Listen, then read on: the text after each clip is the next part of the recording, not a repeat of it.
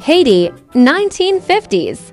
In the 50s, Haitians affectionately called their leader, General Paul-Eugène Magloire, Bon Papa, the good father.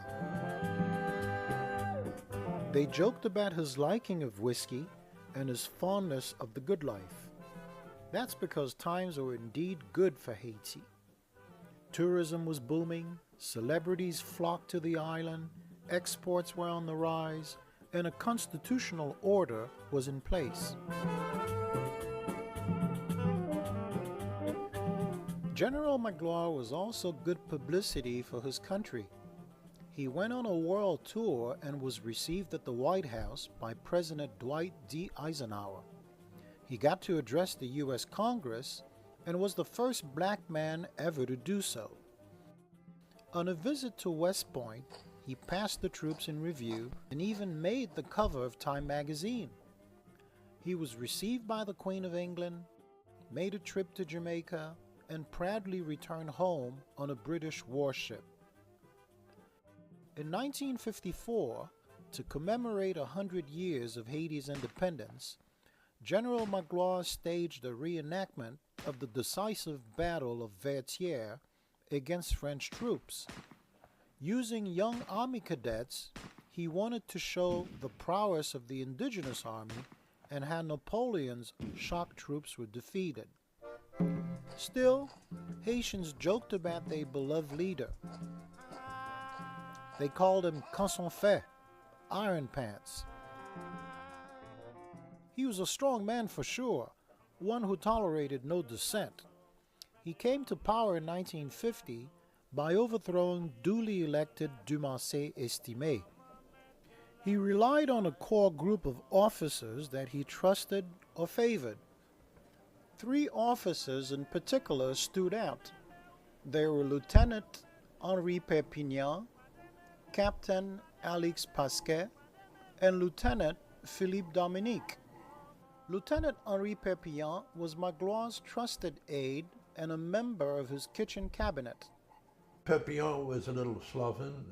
He was a little guy and relaxed and smoked and a taffeteur, drank, or liked to drink, and was very, very intelligent.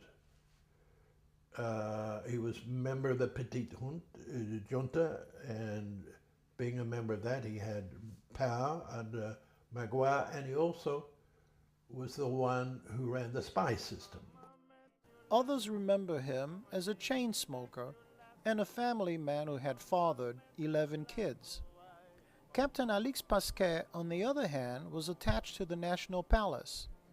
He trained as a pilot, and he was a former Tuskegee Airman, one of only 3 Haitians to have received training with the famous airmen.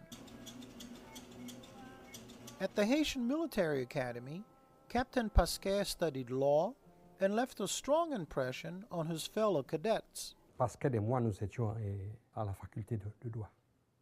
Pasquet venait chaque soir chez moi pour les répétitions. On faisait des répétitions pendant 2 ans. Donc, c'est vous dire qu'on était très amis, mais il était très brillant. An able sportsman, he was also remembered as a skillful and aggressive football player. Lieutenant Philippe Dominique was Captain Pasquet's brother-in-law. A professional soldier, he received training at Fort Benning, Georgia, and also spent a year in training at the prestigious French Cavalry School of Saumur. An elegant officer, he was thought to be an idealist with a strong sense of duty to country. As Magloire himself was an avid horseman, he picked Dominique to run the equestrian school of the army. Dominique and Pasquet were both, you could see them, they were soldiers, and they dressed like soldiers, and they acted like, officers of a regular army. Les 3 étaient des privilégiés sur le gouvernement de Paul Magloire. J'ai rencontré Magloire et quand je l'ai rencontré, quand il est revenu d'exil, tu vois, il m'a dit que